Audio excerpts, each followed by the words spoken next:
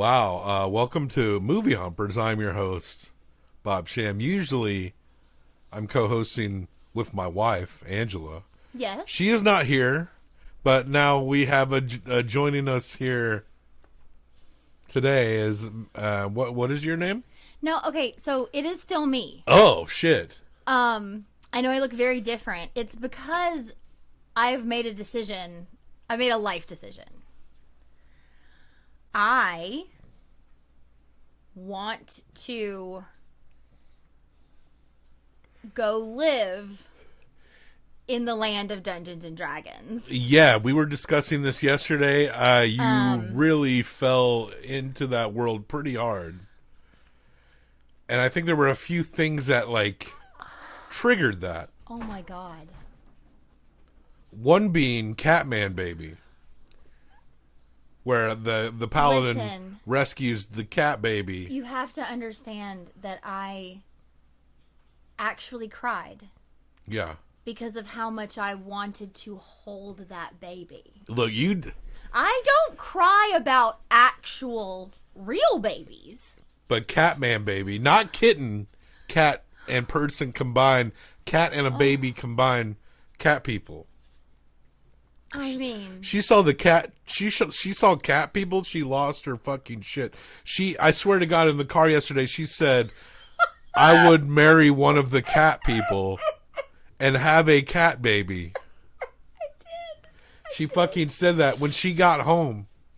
She starts picking up our cats and holding them like babies.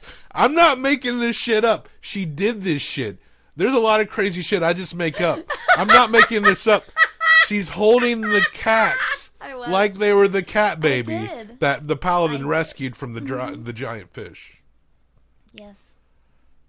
So you wanted, so we were gone, and there were other things that she was all about in this world.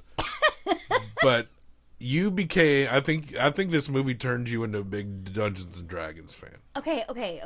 But I will never play that game. I tried once couple times in high school. I hate it. I hate improv. I hate making up things. I can play a game all day where you're rolling dice and it tells you exactly what you have to do. But I don't want to tell the story. I'm not down for that. But I think your experience was with lame nerds. Babe, with a shit ass sense of humor. it wasn't D&D, but a few years ago, one of our best friends, who I love so very dearly, Ginger, who I know may be the only person who listens to this, We're new, convinced me to please play an adventure game of that sort. Yeah.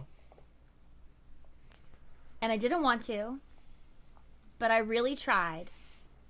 And I hated every second of it. Yeah. But tell me a story set in that space that is funny. Yeah. I'm down. I think the sense of humor for a Dungeons and Dragons story that we got in this movie. Dungeons and Dragons, Honor Among Thieves. Bless you to one of our dogs. We went to the movies and saw this. Yes.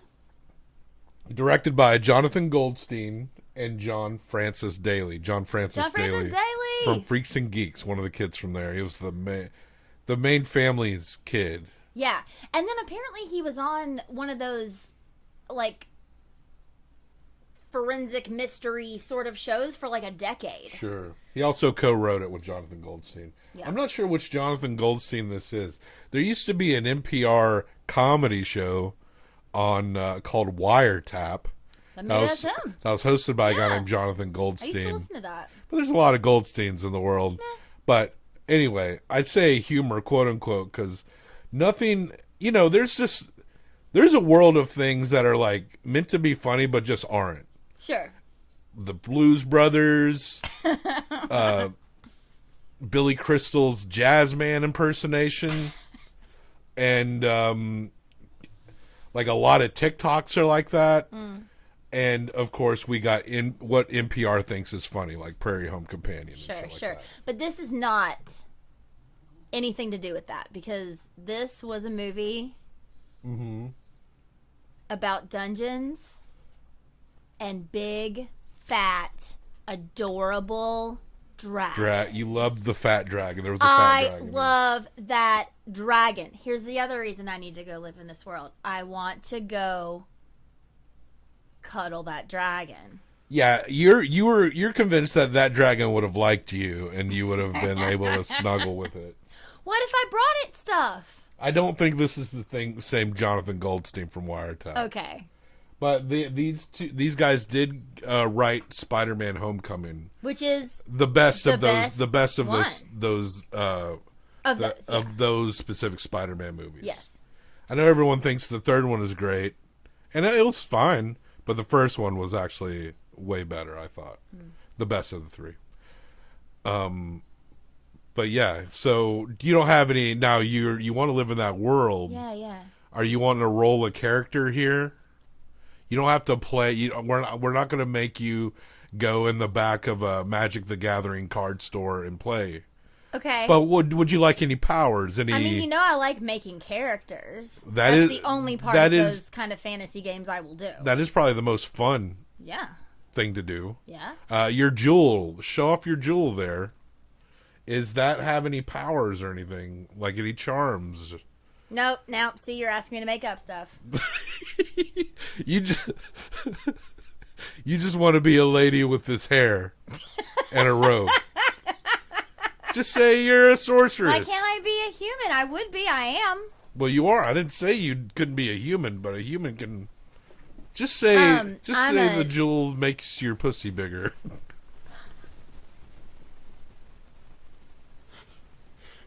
I was gonna. I need to sneeze, but you're making me laugh, and I can't. I'm like sneeze laughing. Okay. No, this necklace. Yeah. Makes me. Never have to fart. That's a pretty good ability. You can just squat, bend down, and pick things up, and not having to worry. Eat all the hot chicken you want, not have to worry about it. We're talking about sharding as well. This necklace gives me the power to glamour you. Ooh, like trick me. Yeah, like for a few seconds I can like tell you to do something. Oh, okay. Whatever that is. Yeah, I'm sure you'll come up with something later. You're low. You just have to when I go like this. You're think, like putty in my hands. Your character is definitely ingrained in the cat people tribe. Yeah. And you have a Catman husband. Mm-hmm. And a cat baby. And a cat baby. That's really all you really want. Came out of my vagina. You don't need. And did the claws come out as it was coming out? The babies. The claws don't develop. Well, it's like a kitten. Right. Kitten claws are sharp. That's all you want, though. You just want to be ingrained in the cat people community. It just is not going to hurt me because I'm its mom. And so this is going to be a halfling cat person. Okay, no, but this gets back to the second point I made last night. Yeah. Is that maybe I don't actually procreate with a cat man, but I adopt a full-blooded Catman baby. At least adopt a cat baby. It doesn't have to be full-blooded. Listen, we don't know, but it has to be a Catman baby. Because they probably got rough, spiny dicks. Catwoman baby. And that probably hurt. Ew. Well, like cats have spiny dicks. But where does the man part come in? If it's a cat man. The cat. Well, I guess it's. Couldn't it have a regular man penis? Like what's man, what's cat? You know. I don't know. That's what I'm saying. Listen, it's my fantasy. We need to get deep into this lore. And in my fantasy, I'm not having sex with a cat. Man. So I'm adopting a cat baby. You wouldn't. It's like a specific. Ooh, I want to be a witch. Yeah, it took you a long time to get there. But these aren't cats. These are cat people. Cat people. I forget. I don't know their name. Their category name. It's not like fucking a cat. No, I know. It's like a man and a cat. You just told me it had a cat penis, and I don't want to do that. Well, I'm wondering. I'm not sure what dungeon manual I need to read to find out about their genitals. I'm also not naturally attracted to cat people, but if I met the right cat person, you just want that baby. Maybe. You just want that baby. All that she wants is another baby. She's gone tomorrow, boy. All that she wants is person's sperm. Yeah. Remember that Sleepwalkers movie? Yes. The Stephen King movie? Yes. Is that kind of what I you're saw thinking? that at the drive-in with my parents. What a movie to watch with your parents at a drive-in. We went as a family. They aired that movie out in the open? Yeah. Okay. The second film. They'll do like scary. Second film? They'll do like horror. Yeah. Oh, you mean that night? Yeah, at the drive-in there'll be 2 movies. Excuse me while I adjust my natural hair. Excuse me. Okay. Yes. So a lot of times at drive-ins, the first movie would be a family movie, and then 30 minutes later or whatever, they'll play a scary movie. Dungeons and Dragons: Honor Among Thieves, like a comedic adventure romp. Yes, I fell in love with Chris Pine. Yeah. I didn't know I liked him. I was a little concerned. There's a certain level of comedy that we get on like TV shows and stuff. I blame Joss Whedon a lot for this shit. Yeah. What else do I blame? What other comedies were popping off? I think it's mostly Joss Whedon's fault, truly. Things where characters will be like, tell us how you really feel, or something like, or how a character will be like, well, that just happened, shit like that. And whenever I see a character say Here we go again. Yeah, shit's gonna like the quirkiness that isn't actually a joke, it's just a quirky thing to say. Boy, can I not cut that thing off faster. So I was a little worried. Now, this movie has kind of a buzz on it. Yeah. It's become, I guess, something of a sleeper hit. It cost $150 million to make. Ooh. I think it made around, its initial opening weekend, it made around 40-something million. Okay. Worldwide, I think that's higher. I don't think it's quite made its money back globally, but I think it will. Yeah. Simply for the fact that it got really good reviews. It was fun. And this is one of those movies where people went to go see it and then came out of it was like, oh, actually, that was kind of like good. Yeah, I actually think it's the kind of movie that you go out of your way to tell somebody you saw and that it was actually good. And I was very much concerned about a lot of the quirky, quirk-lord humor. Yeah. And while I won't say it was 100% absent, No. but I won't say it was, I'll say it worked. It was fine. And I actually think, and you notice we don't get like pure comedies in the theaters these days? Yeah. Like it's very, like Adam Sandler may be the only person left who could probably put a pure comedy in the theater, right? But we're not really getting like, this is a comedy. Yeah. It's got to be like people trying to be cute and funny in like an action movie or something like that. An adventure. That's kind of where the comedies are sneaking in. And that's kind of, and I would almost call this more of a comedy than anything else. And It just kinda how goes- it plays up. It's kind of in the same world as like Robin Hood, Prince of Thieves, and like movies. Well, that's maybe a little too silly actually to Right. compare this to. It's like somewhere in the middle. Yeah, yeah. But the comedy is at the forefront, but there's also heart to it. There's There like a is. seriousness to it. I really want to be careful not to go beat by beat through this movie Yeah. because it is jam-packed. Excuse me, I have to Oh, shit! Whoa. remove my hair. I forgot to say that my other You are a superpower witch. You are a is witch. that I Changing your can hair. change my hair. Yeah. Excuse me while I adjust my cape so that we can talk about. Hey, that looks fucking like a robe like that, like a cape. Those are kind of dope. We should kind of rock those out in the world. Okay. Have like capes and shit like that with like a little hood like that on it. That seems like the coolest part about those fantasy movies and the way you see people dress. Walk around with a cape, that looks dope. You know? Sure. But I I like layers. think a comedic romp for a Dungeons and Dragons movie is completely appropriate. Because if I think about, playing tabletop role-playing games with my friends, whether it be Dungeons and Dragons or whatever else, the times in which I've played with people and it sucked are when it's very nitpicky and serious by the dungeon master, and they're like a stickler for every little nitpicky thing. That was and also what happened. And there's not a lot of like sense of humor by the people that are like running shit. But then, I play tabletop role-playing games with my homies, and where, going back, I haven't done one in a long time.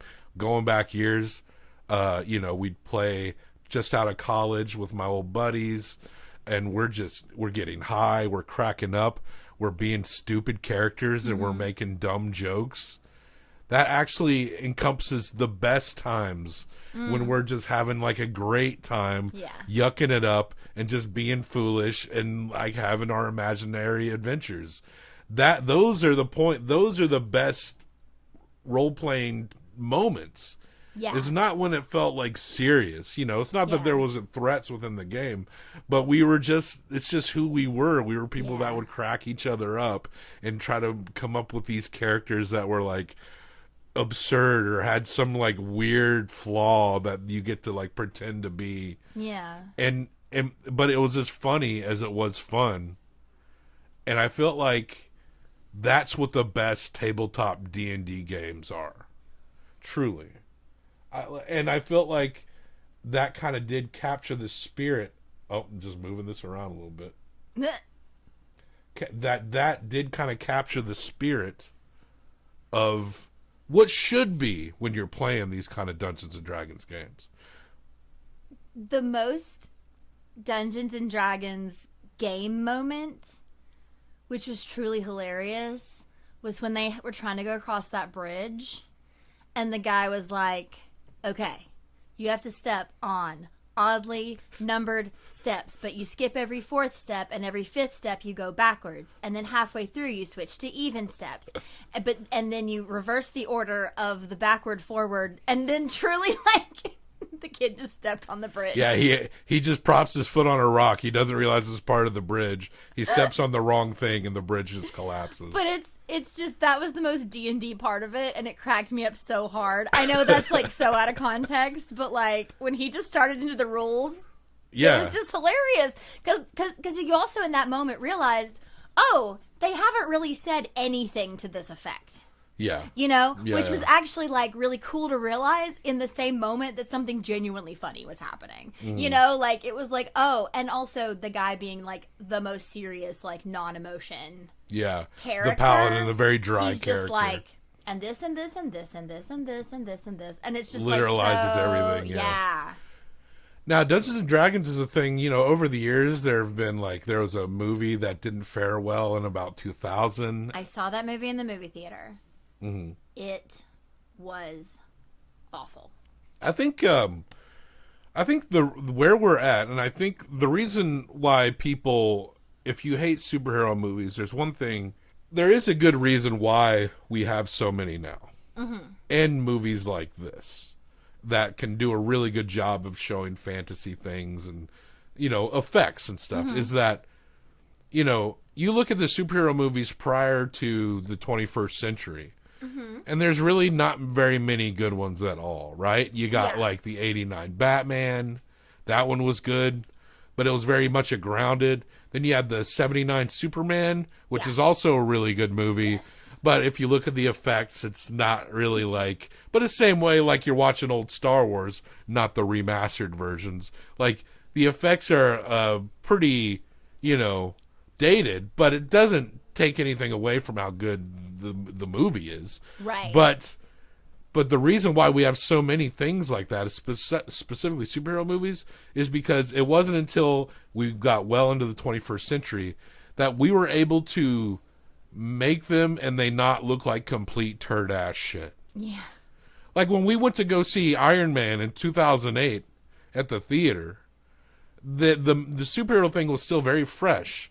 And we did not expect that to be like an enjoyable movie. Like the expectations were low in terms of what we would see and how they would represent. And some of these movies aren't good, and most of them are very average. X-Men seemed so amazing when it came out. Yeah. And now you look at it and you're like, oh. Yeah.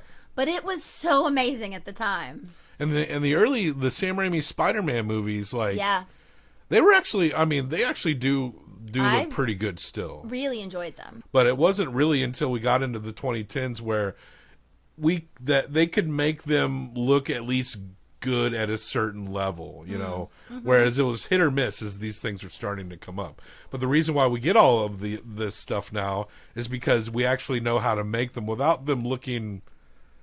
This is a little bit subjective because I think there's a lot of the over digitization we see in these movies is a little bit shitty. It's not very good. But in terms of like big super powered battles and shit like that, we can do that now and it like not look too bad. Yeah. And I think it's kind of the same thing with fantasy movies as well, or something like a. There's a lot of CGI here, but there is a lot of practical effects. Like I told you, the Jonathan, the Birdman thing. Yeah, that was an actual which was practical amazing. outfit. Because I saw like a behind the scenes clip where they're testing the animatronics of the wings, and it looked cool as fuck. You know, there's a lot of CGI in this movie, but there was also like some cool. Like practical effects, some looked like some animatronic puppetry was going on, which Yeah. I do prefer kind of like a combination. I understand why there's got to be CGI and something Yes. like this, but I do like it when they utilize practical effects. And like the old Lord of the when Peter Jackson made the Lord of the Rings movies, Yeah. he built those castles. They were like they called them bigatures. They were supposed to be miniatures, but they were just like you build a castle and it's as tall as you are. So he utilized both practical effects and like scale modeling as well as CGI. And he was actually one of the early ones to kind of like do a digital wash over those movies. And it was very impressive at the time, Yeah. but now it's just fucking overdone as fuck now. It is, but it's more. It's so much more believable. I think it's the way they do the colors when it's bad, you know, when Yeah. it just looks too much like a fucking muddled clusterfuck sometimes. Well, yeah, and there's sometimes we've also seen some terrible things. Not this movie. This movie's actually No. fun, but This movie's really good. I really loved. I think you pointed out there was only one time when you were kind of taken out of it by the CGI. yeah, when the druid is turning into multiple animals, Which but is it's a difficult it's a nitpick. thing. Yeah, It's but a honestly, nitpick. like that didn't even get to me. And you know, we recently talked about Cocaine Bear. Yeah, That was very obviously not a real bear, and Right. you don't want it to obviously be a real but bear. it worked in that. But it worked in context. that context. There wasn't a time in this movie, though, where even Jonathan that I was like, oh, that's total computer.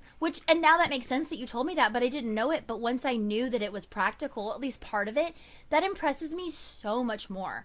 There's an art that if people don't keep doing movies like that is going to be lost. Yeah. You know, like you need that practical nature. Like you can't. There's like an uncanny valley that you're never going to get away from when it is 100% computer animated next to live action. Maybe someday, but I don't think we're there yet. You know, and Yeah. when you blend it, and there's a mixture of practical and CGI. Yes. That's the only way you're going to get to a place that feels real. Peter Jackson did show us how to do it. And it makes sense. Like you think about his body of work. Yeah. He's been doing practical effects.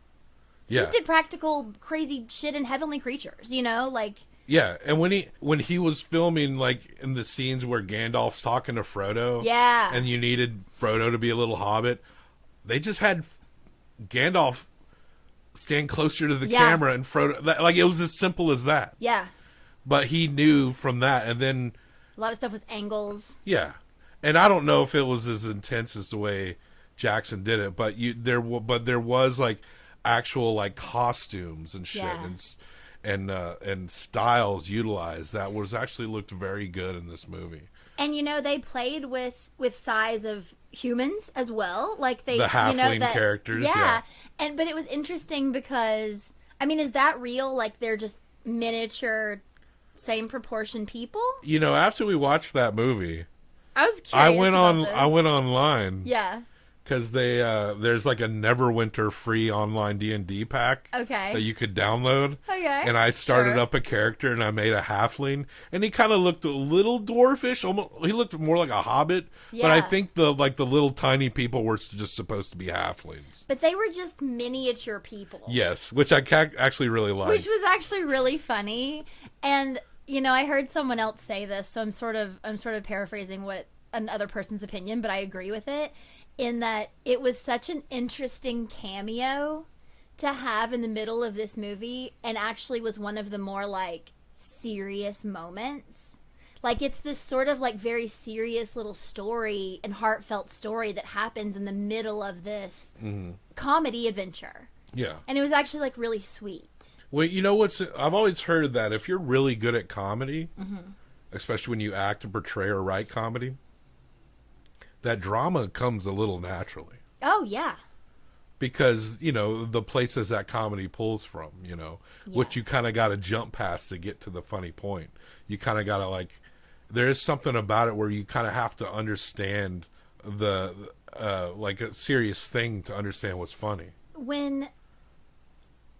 What was it? Awakenings? When Robin Williams was in Awakenings, and people were like shocked that he could do that. And I even remember then, I was young, but I even remember then being like, of course he can do that. Yeah. Because he does something that's harder, you know, and that has to come from, like, you have to understand sadness to get comedy. Like, you can't just, you know what I mean? Yeah. Like, you have to understand, like, the ups and downs. Look Adam Sandler in Punch Drunk Love is one of my favorite Uncut movies. Gems. Uncut Gems. He plays like a degenerate fucking gambler there. So good. Yeah. I actually think Adam Sandler. William Sandler. His buddies call him William. I call him William. We kind of like we're hit or miss on a lot of Sandler movies, but we love Sandler as a human. Like we just like him as a person. Yeah. Who knows how we'll feel about his movies that he puts them out? Like, he puts them out for a very specific audience. Sometimes it's family, sometimes it's just like dumb shit for your buddies. You know, I'll say though, but we love that guy. Since the beginning though, I've always been hit or miss with him because Sure. Happy Gilmore was one of my favorite movies. Yeah. Billy Madison, no thank you. Oh, wow. I've never watched The Waterboy. Oh, The Waterboy is the one that I probably saw the most. Oh, I back in the can't day. do it when he's, I don't know. All right, we got derailed.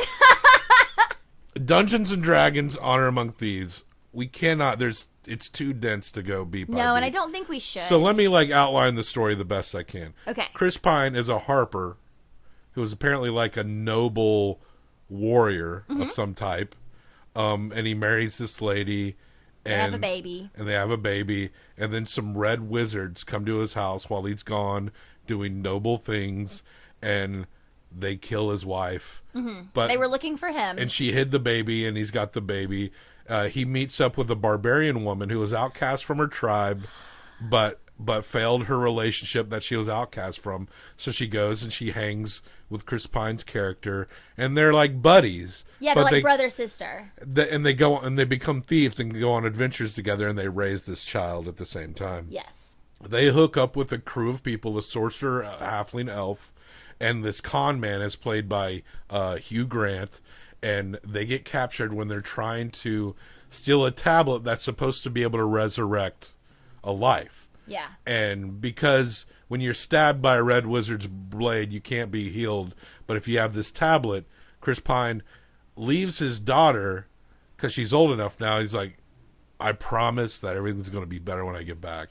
He doesn't tell her why he leaves, because if he fails, he doesn't want her to be disappointed. Yeah, he doesn't want to promise her a mother if he doesn't know if he can get her one. But he's getting something to resurrect his wife.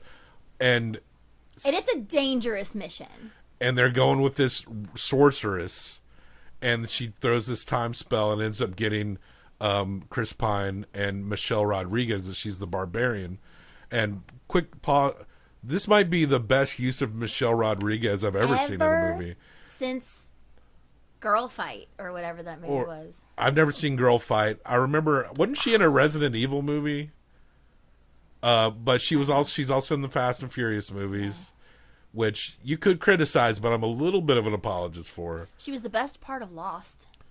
Oh, yeah. But she's not someone with a lot of range. I love her. She's not someone with a lot of range, but she was utilized so well in this movie. She's perfect. This might be the best Michelle Rodriguez movie I've ever seen. She plays the barbarian lady. So we go into the movie, and they're in the prison, and they do this thing where they he's telling the story. That's how he tells the story. Then they escape by taking Jonathan, the prison guy, Who's a bird man. the Birdman, and they jump out the window. And apparently they were going to pardon him because They of his didn't story. have to escape. But they just it's just a part of the comedy Yeah. of it. So they escape, and then they go meet up. They find out that Hugh Grant, the con that they were with, is the Lord of Neverwinter. They go to Neverwinter. They meet He's up got with him. his kid there. And they realize that he's been lying to his daughter, and that the daughter, he tells Chris Pine's daughter that they left For riches. For riches. Yeah, he poisons her against her own father. So she's like she's not about her dad at this point. And he's still working with the witch woman. The witch woman is his closest advisor, which obviously tips them off because she got them She got them captured. And yeah, she's a red wizard.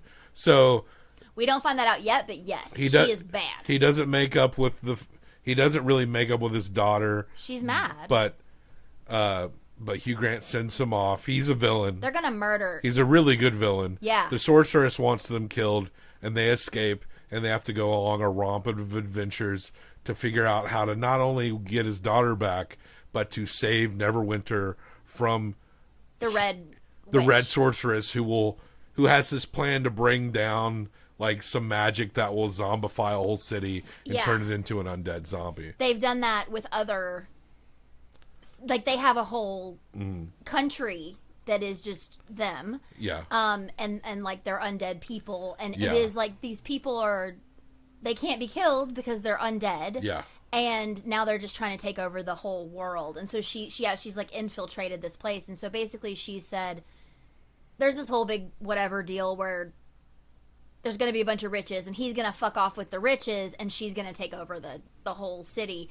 Oh, and then they also meet up with that sorcerer elf kid. Yeah. And they meet a druid. And a druid. Druid can turn into all kinds of animals. The girl from It. Including an owlbear. An owlbear was my third thing that I fell in love with. I want to hug an owlbear. Yeah, yeah. And so, of course, from that point on, they all have to kind of learn to trust each other. Mm-hmm. And, revelations occur about each other's character. Mm-hmm. And, of course, they all unite to come back to both save Neverwinter and to reunite with his daughter. Mm-hmm. And we won't get into the ending of that. No, we shouldn't. Of course, it's a heroic journey. You can imagine they succeed. We won't talk about how they succeed. But there is just a lot of fun stuff. There's a lot of fun stuff. There's also some really sweet moments. Yeah. Some genuinely sweet moments.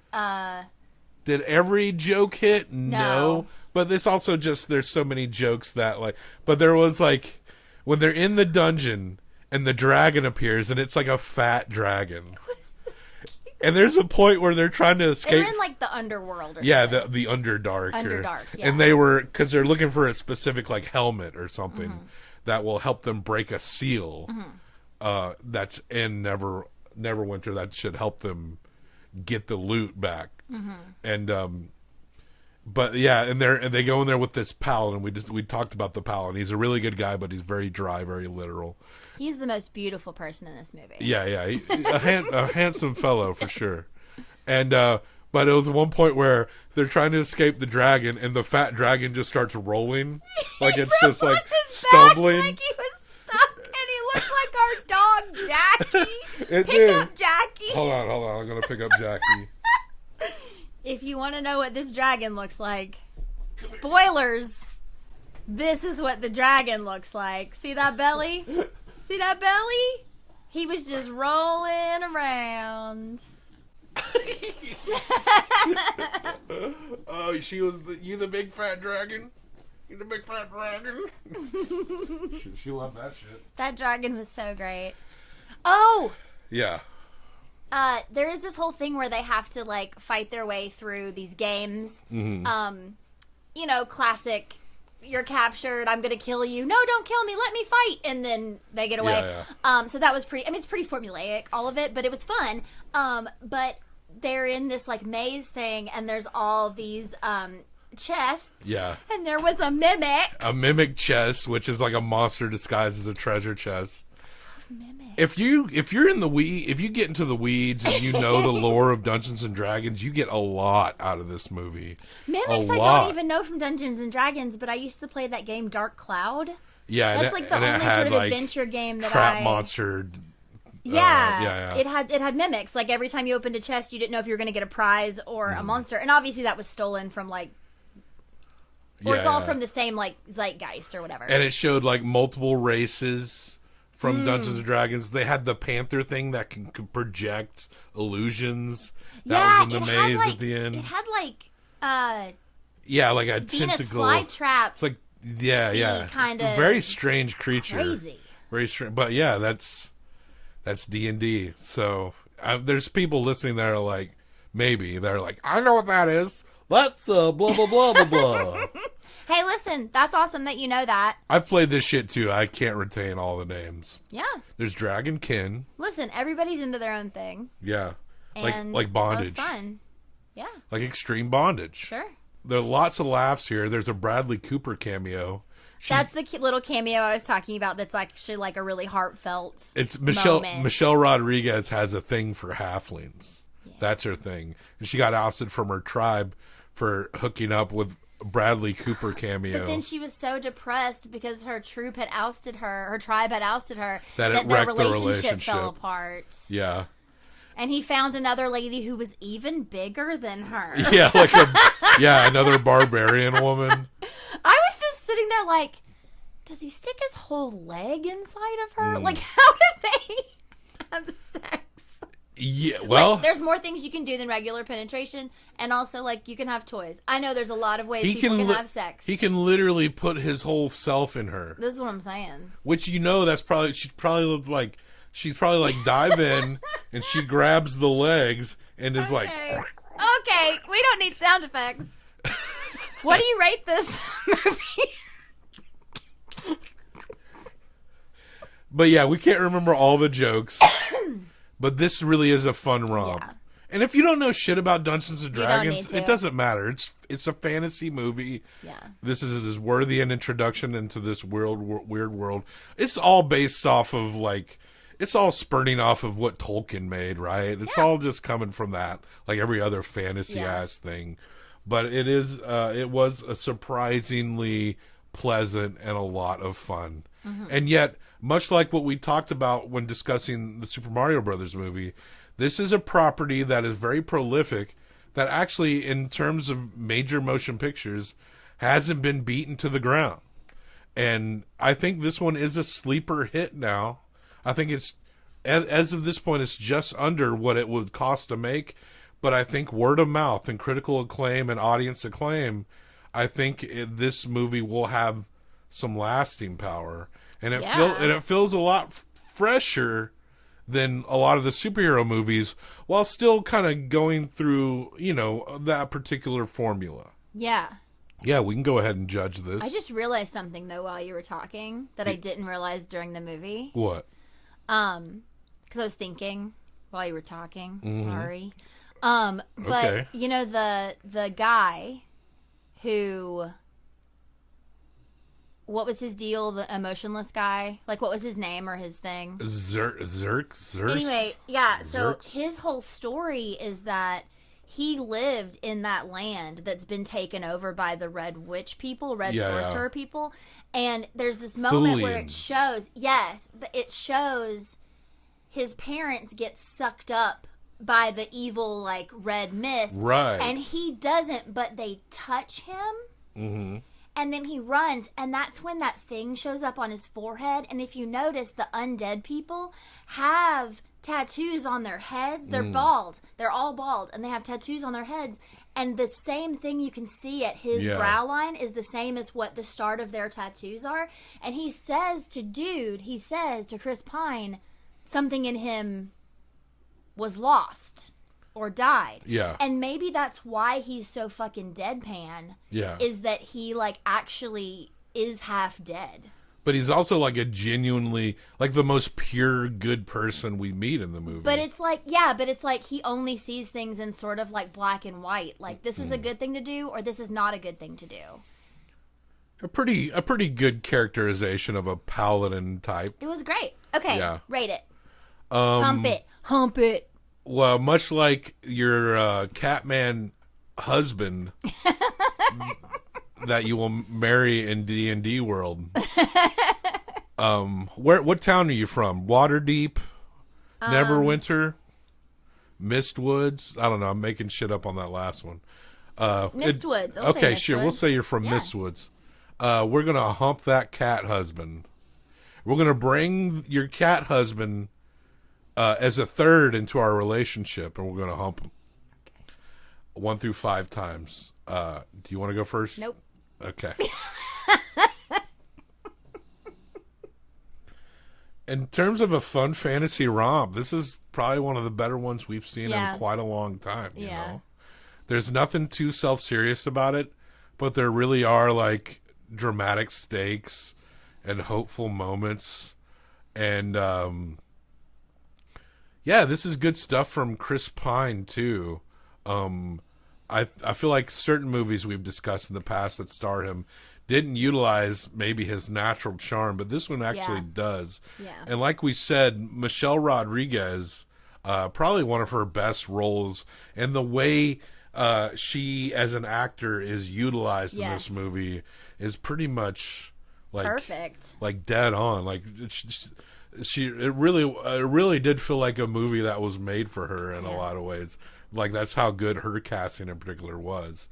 Because I don't know, you know, if you asked me to cast a D&D movie, I don't know if I would have picked Michelle Rodriguez, but I feel like her characterization and what she was it was surprising how good it was. I guess, like, though I was trying to think, like, I mean, I don't know all the characters and traits of those characters, but if you were like, we need a truly tough woman, and I can't pick a wrestler, you know what I mean? Like, and I have to pick, like, from I would have picked one of working actors. Probably one of the Olsen twins is probably what I would have picked. Mary-Kate or Ashley, I can't tell the difference. No, they would have been the undead people.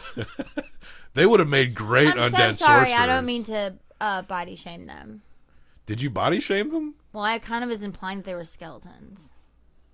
Well, you can be a fat undead. My character is a overweight Although red wizard. either one of them would have been a perfect red sorcerer. Yeah, this is That would have been actually. That's all you're saying. Yes. That's all you're saying. They would have been perfect. Yeah, I would be the only fat red wizard. Okay, I'm gonna give it. I had a great time watching this movie. I had a great time just looking at the movie. It also did not feel like it was 2 hours and 15 minutes long. Yeah. And that is a compliment to it, because some of these movies are just long to be long. And I don't feel like there was really anything in this that I would have cut. It is quite packed in. Yeah, there's a lot It is going quite on dense. all the time. I won't say it's not. It's not hard to follow at all. No. But there is a lot to take in. Although, listen, and I know me saying this is not going to do anything in the world, but back in the day, when movies were long, they had intermissions. Yeah. And I think we should bring back the movie theater intermission. Because now movies apparently are not allowed to be shorter than 2 hours and 15 minutes if they are live action. Mm-hmm. So, come on, at that like 1 hour 5 mark. Yeah, Give me a potty break. people want to take a shit. I had to leave. I had to use the bathroom in the last 30 And he minutes left of this movie. during a super cool part. It wasn't during the last 3 minutes. It was like right in the middle, because it was during the part where they're doing the hither-thither thing to get a picture of Paul Scheer. The comedian Paul Scheer. I swear it was Paul Scheer. I need to look up if there's like... I'll get to it later. It's fine. I'll take your word for it. Okay. Yeah, this is just a straight up good movie. Yeah. It's not like it's not like a fine movie. It's not an average movie. This is actually a good movie. Yes. And would you say this is a family friendly movie? I think they say shit a couple times. Say son of a bitch. But that's a funny joke, because he was like, You blame his mother for his... I'm going to say... I think it was pretty family friendly. There wasn't really anything too gory. No, not really. Although A little bit of scary, some things. Well, I've learned that I am so okay with so many things that I can watch something and be like, no, I think that was fine. And someone next to me will be like, I would never take a child to that. Do you know what I mean? Like, well, it doesn't stick out to me. Unlike us, those people are pussies. I'm stuck. You know what I mean? Like, someone might say, was there a lot of language in it? And I'll be like, oh, no, they maybe said shit twice. And they're just like fuck bombing it. And I just didn't notice. I don't know. I'm torn between a 3.75 and a 4. I was thinking 3.75 personally. I think a 3.75 is pretty good. Yeah, I think that... That's above average. That's a whole point and a quarter above average. Mm-hmm. And this is definitely an above average movie. It is above average movie, yes. It's just a fun movie. Mm-hmm. Yeah, 3.75. Yeah, that's a solid 7.5. 7.5. That is the highest tier of a B tier. Nice. So let's see here. Let me pull that up. That's Jonathan Goldstein's wiki. That's not what we need. We're going to go here. So, yeah, this is our new number 1 wow. B-tier movie. You should have typed it next to the 1. There's I'll have to fuck with this later. There's a little, just quit judging me. I can fix your formatting. Yeah. Dungeons and Dragons: Honor Amongst Thieves by the dude from Freaks and Geeks and that other guy, Mr. Goldstein. Yeah. It gets a what's the total? 7.5. 7.5. Narrowly missing A tier. Our rating system's pretty hardcore, wouldn't you say? Yeah. Yeah. You know, I don't know, like, what is an S tier movie, honestly. Because there's only a half a point window for an S tier. It's got to be a 9.5 and up. Name a movie we've seen lately that might, in the last 6 months, might be an S tier movie. I can only think of one that I might. I mean, we've seen some. I know a movie really I would great give a movies. 5 to. Is that what you're asking me? Go ahead. The Worst Woman in the World. I wouldn't give that a 5, but I No? would go pretty. I think I might would. hit 4 on that. That movie. There's something. I think about that movie. That's a good movie. People should. It's like a Dutch movie. Y'all go check it out. Man, I probably would give Banshees of Inisherin a 5. Banshees of Inisherin is a good. I think that's an A. I don't know if that would hit S Maybe tier. not a 5. Maybe like a 5. You Maybe know- maybe these are both 4.5. So it's hard to think of a I 5. think- I know What? that Paris, Texas. That's what I was gonna say. That's the one. Yeah, the other ones are like 4.5. Paris, Texas is a 5. That might be an S tier movie. Yeah, it 1000% is an S. We're not reviewing that one. That is the best movie I've seen in a very long time. It's just a beautiful movie. It's gorgeous. And there's so much more and like surprising and beautiful. yeah. My only complaint about Paris, Texas, like nitpick complaint, is Natasha Kinski's dialogue in that weird brothel was maybe like a little too long. I was okay with it because I think you were supposed to feel uncomfortable. And her accent It's weird. came and went a little bit, but that's it. I was Other okay than with that, it. I was okay with it. perfect. I think that, I can get by a little bit of a bad accent because the acting was so good. Yeah. Like, she was really good at that role. Like, maybe they just didn't need to make her try to do that. So, folks, you'll have a lot of fun going to see Dungeons and Dragons: Honor Among Thieves. There's the Catman babies in it, and then go see Paris, Texas, for a truly beautiful movie. Yes. And and that's how that all fell into place. All right. So what do we say when we say goodbye? Death to all traitors. Death to all traitors.